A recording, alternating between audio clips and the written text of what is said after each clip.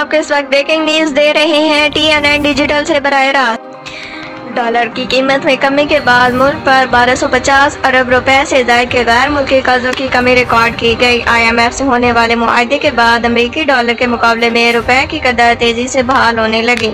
Interbank में रुपए के मुकाबले में अमेरिकी डॉलर की कीमत 285 रुपए 99 पैसे की कीमत के बाद 275 रुपए 44 पैसे हो गई। डॉलर के अलावा अपन मार्केट में यूरो, पाउंड, दरहम और रियाल की कदर में भी कमी रिकॉर्ड हुई है। रियाल की कीमत में 70.3 रुपए की कमी हुई और रियाल 70.71 रुपए का हो गया। दरहम की कीमत में 30.6 रुपए की कमी हुई, जिसके बाद दरहम 70.72 रुपए का हो गया। पाउंड की कीमत में 13 रुपए की कमी से 355 रुपए पर ट्रेडिंग जारी है। IMF मुआहदे के बाद रुपए की कदर में इस्तेकाम के बाद डॉलर बेचने का रुझान बढ़ रहा है।